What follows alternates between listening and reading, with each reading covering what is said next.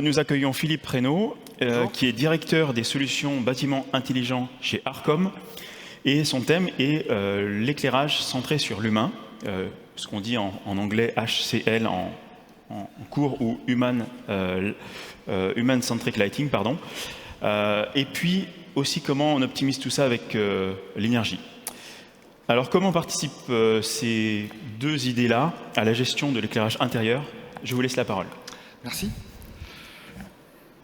Donc on va parler de HCL, Human Centric Lighting, ou le respect du cycle humain naturel grâce à la lumière. On va parler de gestion de l'éclairage, donc les moyens de mettre en œuvre ces solutions, et puis faire une ouverture sur un petit peu l'éclairage qu'on pourrait avoir demain. Hop. On va y arriver.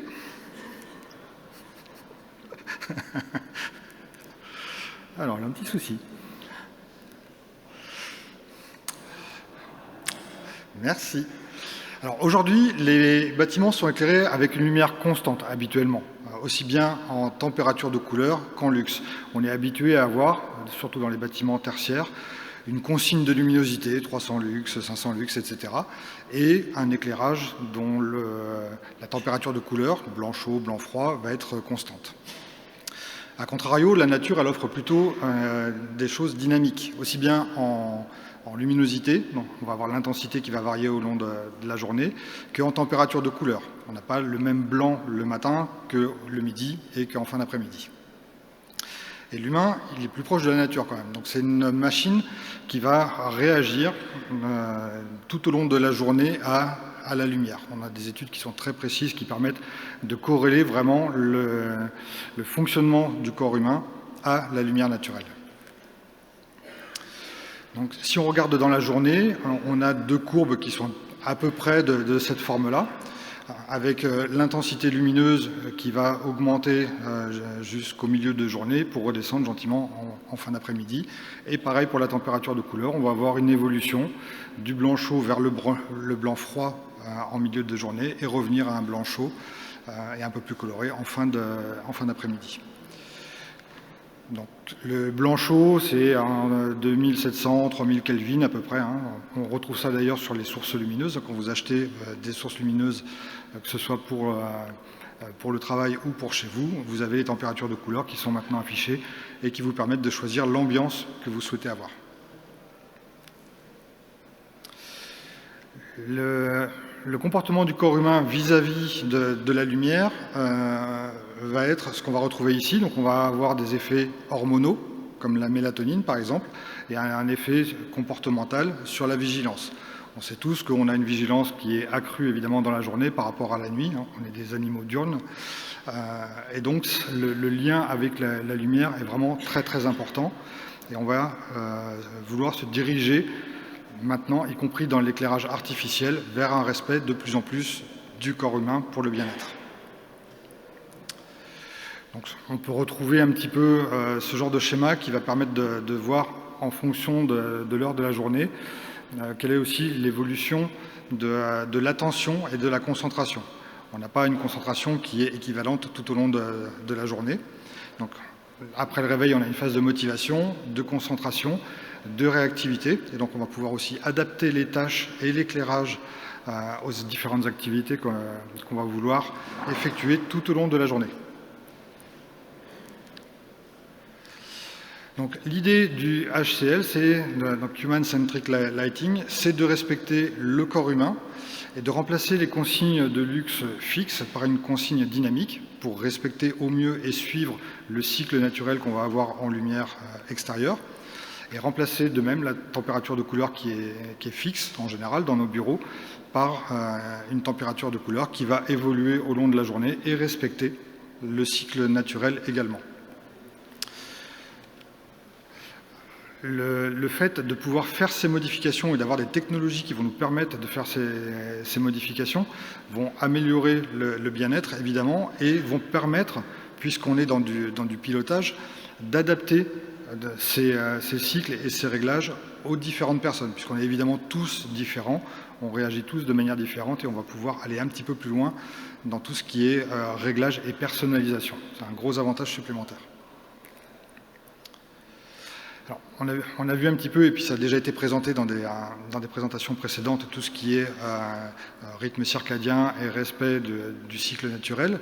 On va parler maintenant du pilotage et donc de la manière d'atteindre cet objectif, de changer les consignes de luminosité et les températures de couleur tout au long de la journée. Alors, on a, si on regarde schématiquement, pour chaque source lumineuse, la source, alors ici on a pris l'exemple de la LED, et on a ce qu'on appelle un driver, ou un pilote électronique, qui va être l'électronique qui va permettre d'alimenter la source et de la faire varier selon la programmation qu'on va souhaiter tout au long de la journée. Donc un driver, c'est une électronique qui va permettre de transformer l'alimentation électrique, c'est du 230 volts principalement, vers ce qui est nécessaire pour contrôler les LED. Et en termes de pilotage, les plus fréquents, alors celui qui est le plus simple, hein, c'est le on-off, j'allume, j'éteins ma lumière, et ensuite je vais avoir du pilotage.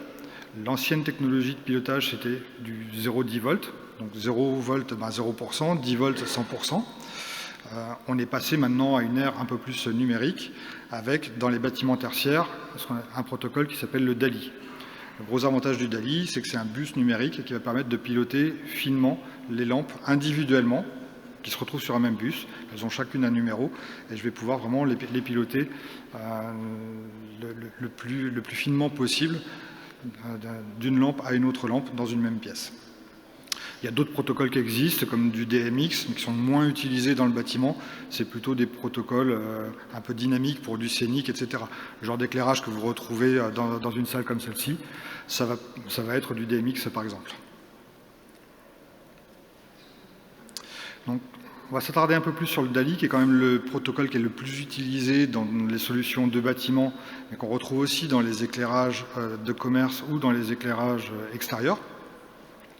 Le gros avantage d'une part de cette technologie, plus l'arrivée des sources lumineuses et la fiabilisation des LED, puisqu'on retrouve aujourd'hui des LED et des sources lumineuses de qualité, c'est qu'on va pouvoir, avec un même luminaire, avoir différentes températures de couleur, ce qui était plus compliqué quand on était avec les anciennes technologies. Alors c'était faisable, mais ça avait un coût qui était prohibitif.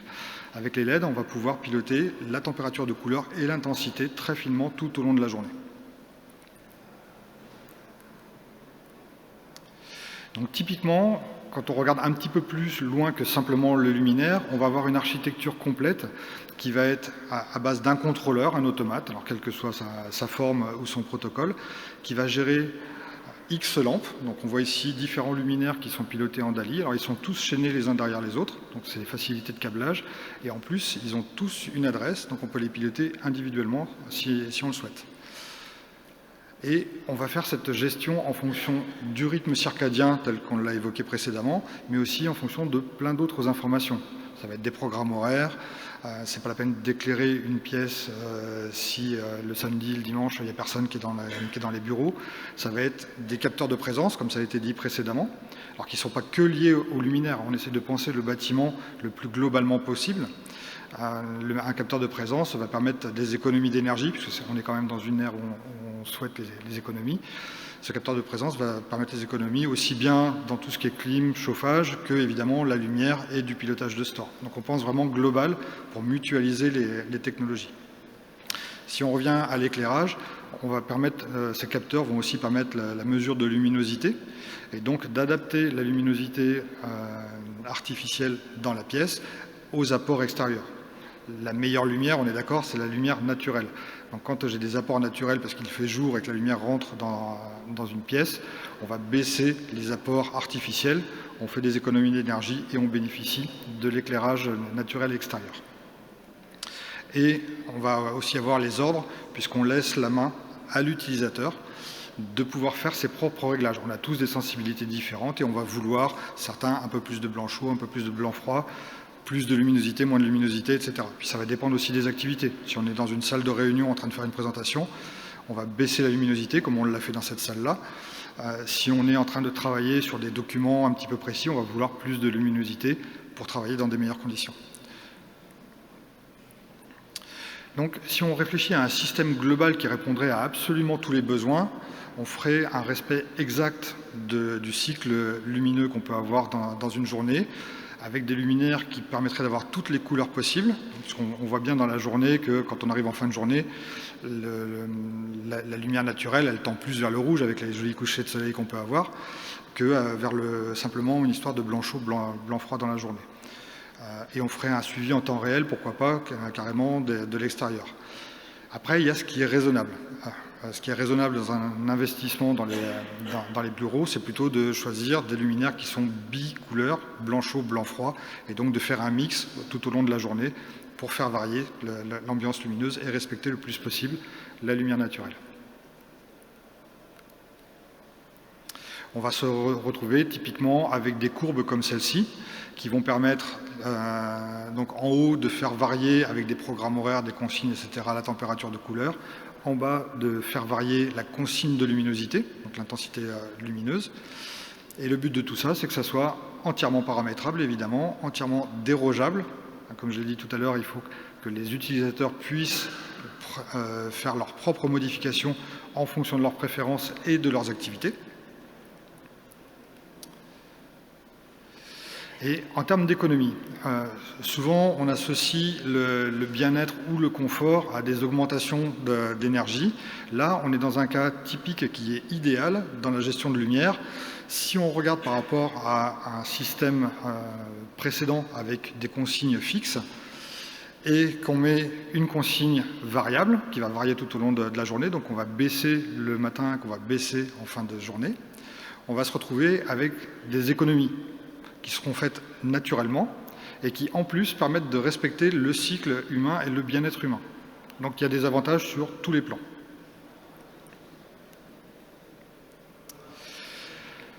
Quel serait l'éclairage de demain avec ces variations pour respecter, si possible, le cycle humain? Ça serait d'avoir un éclairage qui puisse prendre toutes les couleurs qui sont souhaitées, avec en plus du blanc chaud, du blanc froid, qui sera paramétrable, qui sera dérogeable et qui sera adapté à chacun. Idéalement, je rentre dans une pièce, la pièce me reconnaît et connaît mes préférences et va appliquer immédiatement les consignes de luminosité et de température de couleur qui seront les miennes pour que je travaille dans les meilleures conditions possibles, qui feront à la fois des économies d'énergie, puisque c'est un gros enjeu, on le sait, non pas que de demain, mais déjà aujourd'hui, et qui vont me permettre en plus de travailler dans les meilleures conditions et d'être le plus productif possible.